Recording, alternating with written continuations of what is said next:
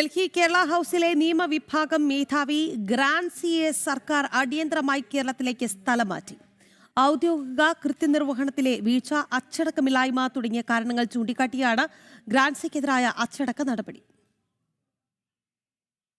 രാജ്യതലസ്ഥാനത്തെ നിയമ ഏകോപന പ്രവർത്തനങ്ങളും നിയമവകുപ്പിന്റെ വീഴ്ചയും പരിഹരിക്കാൻ അഡീഷണൽ ലോ സെക്രട്ടറി കൂടിയായ ഗ്രാൻസിയുടെ സ്ഥലം മാറ്റം അനിവാര്യമെന്ന സംസ്ഥാന സർക്കാർ സ്ഥലമാറ്റ ഉത്തരവിൽ പറയുന്നു. ഡെപ്യൂട്ടേഷനിൽ കേരള ഹൌസിൽ പ്രവർത്തിച്ച ഗ്രാൻസിക്കെതിരെ റെസിഡന്റ് കമ്മീഷണർ നൽകിയ റിപ്പോർട്ടിന്റെ അടിസ്ഥാനത്തിലാണ് തിരുവനന്തപുരത്തേക്ക് സ്ഥലം മാറ്റം.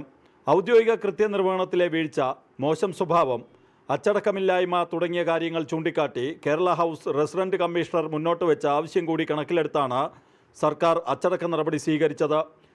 ഇവർക്കെതിരെ പരാതി ഉയർന്നിരുന്നു എന്ന വിവരങ്ങളും പുറത്തുവരുന്നുണ്ട്.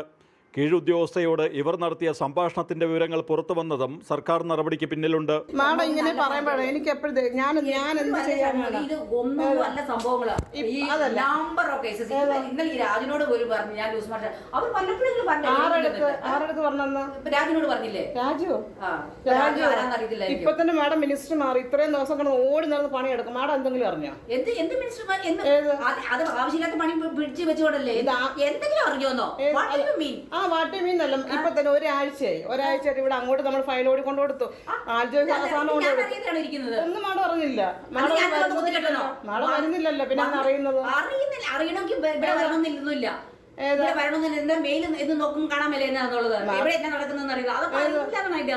ഇവർ കീഴുദ്യോഗസ്ഥയുമായി നടത്തിയ സംഭാഷണമടക്കം ഔദ്യോഗികമായി ലഭിച്ച പരാതിയിലുണ്ടെന്നാണ് വിവരം. ഈ പരാതിയിലടക്കം അന്വേഷണം നടത്തിയതിന്റെ അടിസ്ഥാനത്തിലാണ് ഇവരെ സ്ഥലം മാറ്റിയത്. ജനം, ഡൽഹി.